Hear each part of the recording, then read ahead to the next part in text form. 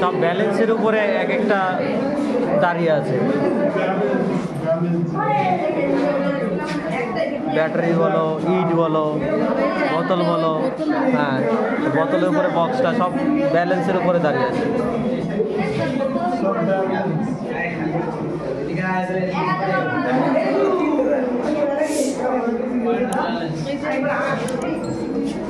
এই মাছগুলো ব্যালেন্সের উপরে আটকে আছে। এইটাও ব্যালেন্সে।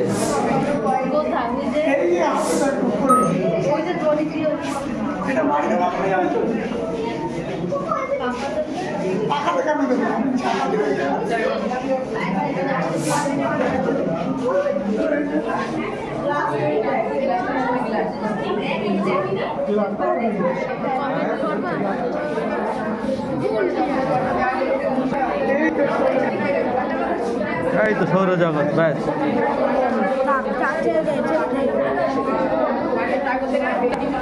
এর ভিতরে রিয়াকশনের ফলে CO2 অর্থাৎ কার্বন ডাই অক্সাইড উৎপন্ন হলো, এর জন্য এই বেলুনটা ফুটে উঠলো।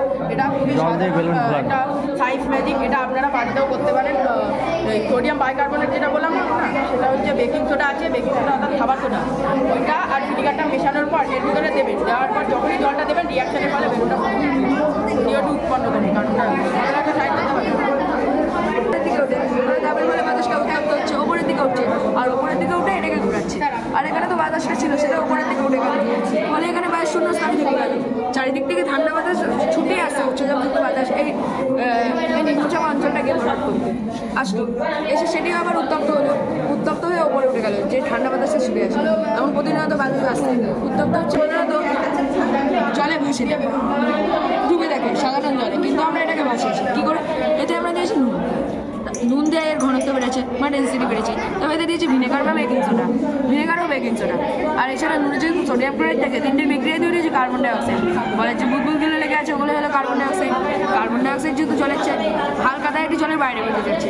এবার কার্বন ডাইঅক্সাইড জলের চেয়ে হালকা বুঝবো কী করে? এই যে মানলাম কার্বন ডাইঅক্সাইডগুলো উঠলো, জলে ওপরে মিশিয়ে গেল। এবার বলের মধ্যে লেগে আছে বলে ওটি বলটিকে নিয়ে বাইরে বেরোতে যাচ্ছে, কিন্তু বলটির ভর ও জলের ঘনত্বের জন্য ওটি আবার ডুবে যাচ্ছে। ফলে বলটি এক্ষুনি ওপরে ছিল, নিচে নেমে গেল, আবার ওপরে ছিল, নিচে নেমে গেল, এমন প্রতিনিয়ত চলতে থাকছে। এই যে ওপরে আসলো, নিচে নেমে গেল,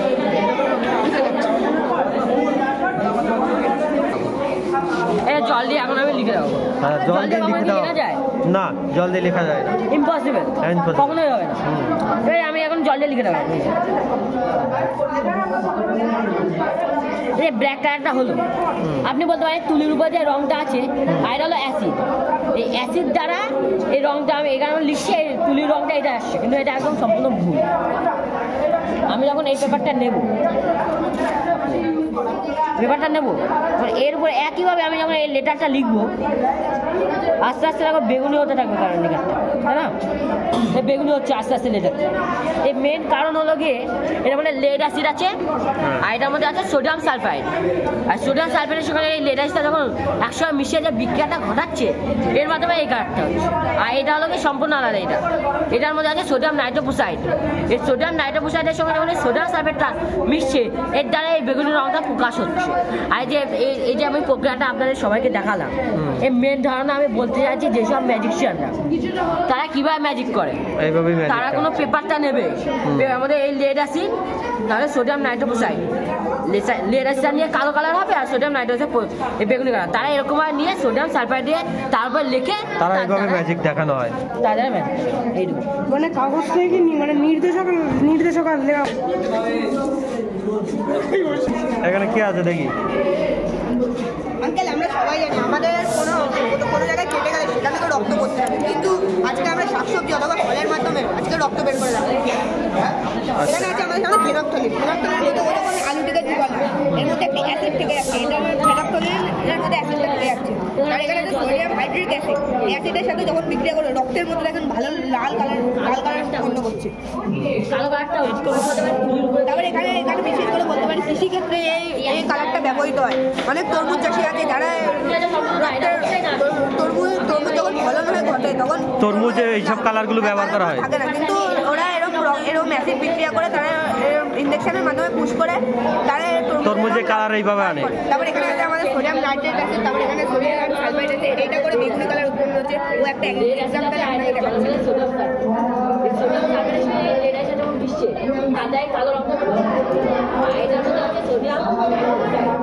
আপনার দেখতে পারে এই কালারটির জন্য শুধু এই কালারটা আছে। ও আমি যদি শুধু আলুতে সোডিয়াম হাইড্রিক অ্যাসিড দিই তাহলে কোনো বেশি কালার উৎপন্ন হবে। এটা অনেকক্ষণ ভিজানোর ফলে এরকম কালার থেকে যাচ্ছে ভালো করে। তারপরে এটাও যদি ওরকম করে তাও ওরকম কালার হবে। ভালো লাগলে সাইন করবে।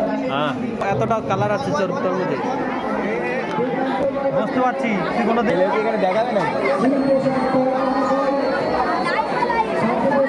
স্মোকিং করলে কি হতে পারে সেটা দেখানো হচ্ছে, তাই তো? মুখে বলবি তো নাকি?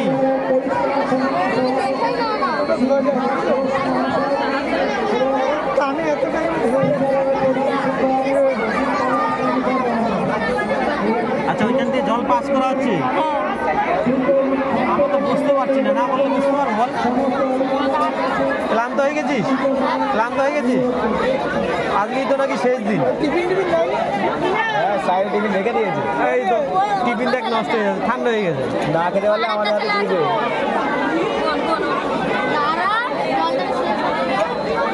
ভাই দিনে কটা লাগলো?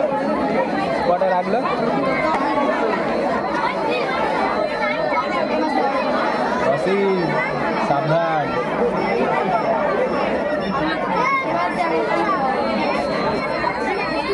একদম সাদা ছিল, কি কালার? আচ্ছা, এরকম জমে যাবে, তাই তো? বৃষ্টিটা সংরক্ষণ করে আমরা কি কাজে লাগাতে পারি? এই যে আমরা এই মডেল বানিয়েছি, গাড়ি ধোয়া বিভিন্ন কাজ করা যায়, যাতে জল কমে। ভবিষ্যতে যদি কোনোদিন মাটিতে জল কমে যায়, এই বৃষ্টির জল সংরক্ষণ করে আমরা ব্যবহার করতে পারি। বৃষ্টির জল সংগ্রহ করে সৌর বিদ্যুৎ, সূর্য থেকে যে আলো বা রশ্মি আসে, সেই রশ্মি আমরা এখানে লাগিয়ে বিদ্যুৎ তৈরি করছি। সেই বিদ্যুৎ আমরা কারখানায় লাগাচ্ছি, ফলে পরিবেশে কোনো ক্ষতি হচ্ছে না। এই নিয়ে আমরা এই মডেল বানিয়েছি। আচ্ছা, ভেরি গুড।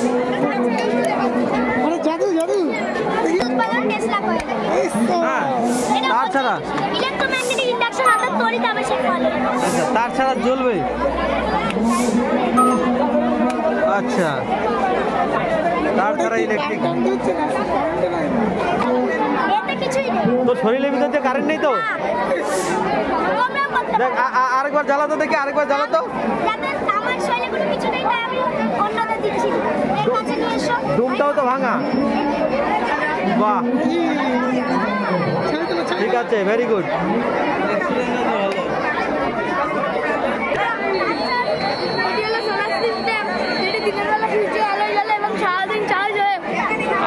সোলার, হ্যাঁ, সোলার সিস্টেম। বৈজ্ঞানিকরা এটিকে বানিয়েছে হ্যাঁ, যাতে বায়ু দূষণ না হয়। আচ্ছা। যেমনি আমরা কয়লা পোড়াই, হ্যাঁ। তার ফল হয় যে আমরা কারেন্ট পাই, কিন্তু তার আরেকটি ফল আছে যেটি বায়ু দূষণ ঘটে। এই বায়ু দূষণ না ঘটার জন্য সায়েন্টিস্টরা এটিকে তুলে ধরেছে। আচ্ছা, সোলার সিস্টেম বানিয়েছে। সোলার সিস্টেমের দ্বারা ঘরে লাইট, টিভি অলমোস্ট সবই চলবে।